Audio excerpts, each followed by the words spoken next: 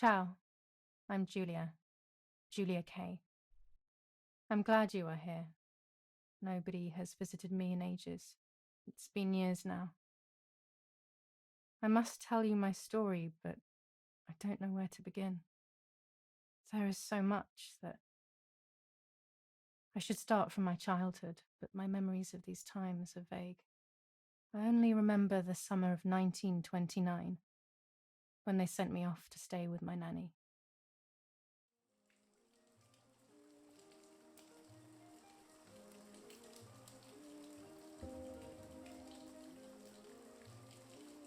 Nanny, will you tell me the story of the White Lady? No, little sparrow. Not tonight. A fog is coming, see? Yes. I know that when it's foggy, the lady kills young women. But why is she so evil? You see, Julia, pain and suffering can make us do evil things, even if we're not actually bad. Just like soldiers have to kill other soldiers. I like the lady, I've decided, Nanny. She must be in so much pain. The poor dear. She still scares me a little, though. Soon I'll be a young woman, and she could kill me. Does she kill those who love her? Of course not. That makes me feel better because I love her. But what about Martha? Would she be in danger? Your sister is with your mother, so do not worry. Do you miss them? No. I mean, yes, I miss Martha a little, but I love spending time with you. Now, go to sleep, little sparrow. It's getting late. Okay, Nanny. I'll go to sleep and dream of the lady. Was she beautiful? She was beautiful. Yes, very much so. Then she'll be beautiful in my dreams. And will I be beautiful just like her? You'll be even more beautiful. Listen, Nanny. Since the lady won't harm me because I love her, and since you're not a young woman, could you tell me her story, even if it's foggy outside? Please. Oh, please. Then I'll sleep. I promise. Oh, all right. You always get your own way.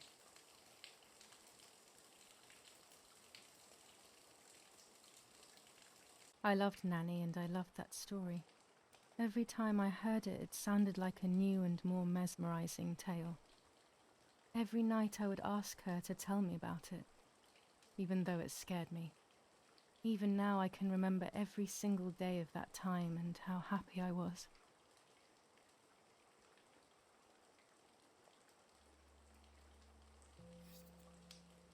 According to an ancient legend, the lakes of the area are haunted by the spirit of a young woman who was killed by the man she loved.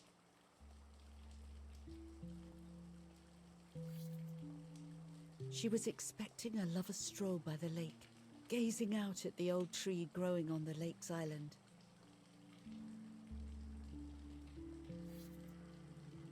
So much hope and desire, but death, not love, was awaiting her. Oh, the poor dear. That's not fair. Life isn't fair, Poppet, but that's the way it is, and we must learn to deal with it. Okay, I'll try.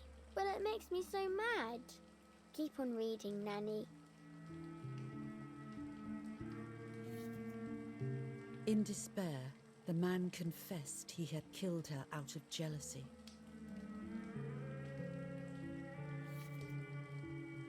So he was hanged on the small island, in the middle of the very same lake where he had killed the girl.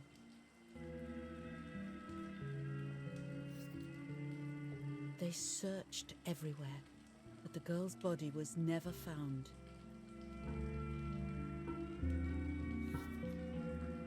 Since then, her spirit, known as the White Lady, has been imprisoned in the depths of the lake. She grieves eternally for the loss of the man she loved. When fog arises, the White Lady is known to leave the waters of the lake and roam the woods, looking for her long-lost love in vain. Within the fog of dawn, hunters have claimed to hear the wailing of a woman in the distance. I'm a little scared of this story, even though I like the lady. Should I stop reading, my little sparrow? No, Nanny. Daddy always tells me that fear must be faced. Go ahead. Okay, honey.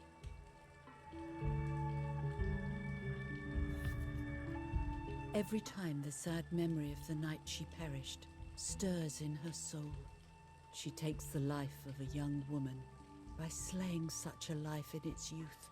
Even just for an instant, the lady feels free from the burden of her pain.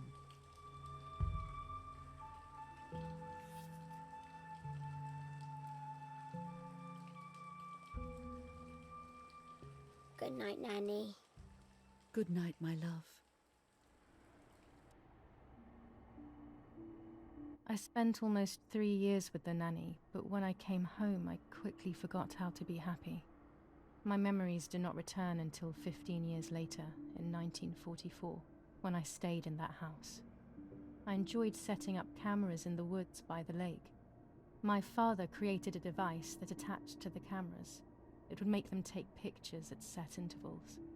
I was trying to photograph animals, or whatever else was in that damned place.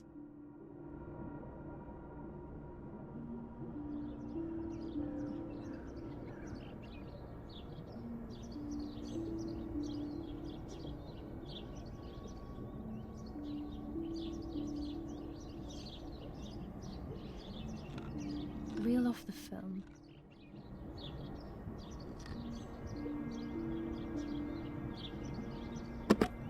Open the camera. Remove the old roll of film.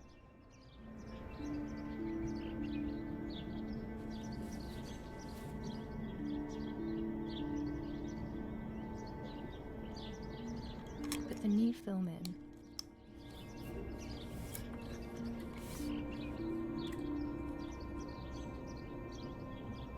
Close the camera. Load the film.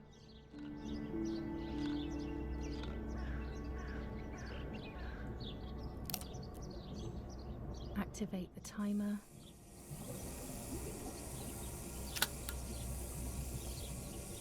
Almost ready.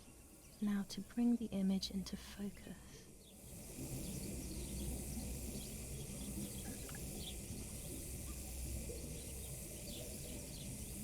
There's something floating on the surface of the water. If I frame it better, I might be able to see what it is.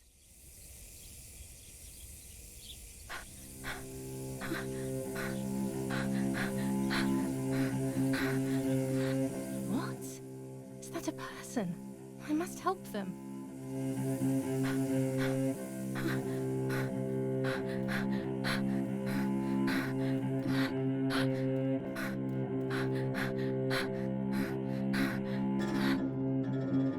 I was horrified at the idea that someone might have drowned in my lake.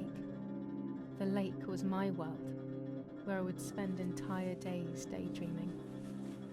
I would lose myself in my thoughts, but that was a rude awakening. So terrible.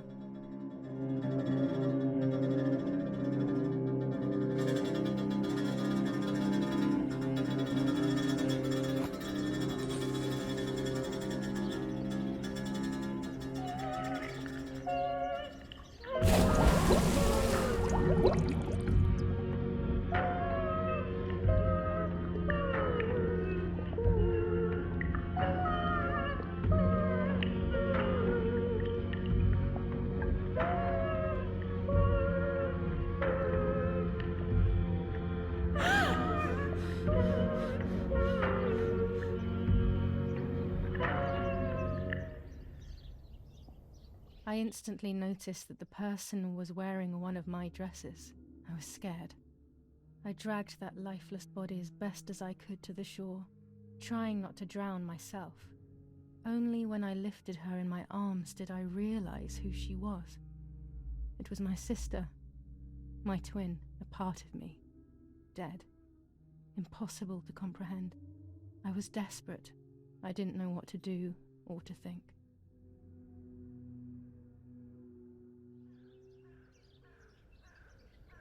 have to stay calm. Martha is not dead. It's not possible. It's not true. There's no need to worry. Everything is fine. Everything will be fine. I have to stay calm. Martha, February 26th, 1923.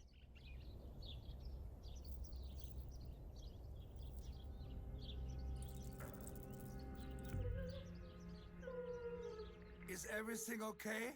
Are you hurt?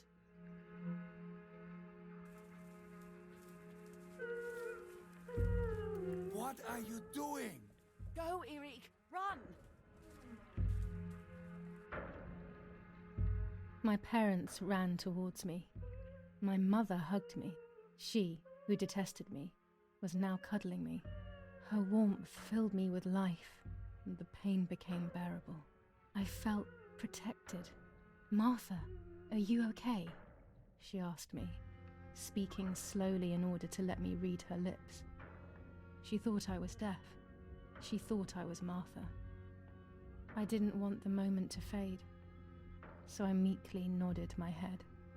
I didn't realize I had done something that couldn't be undone. I would have to pretend to be Martha forever.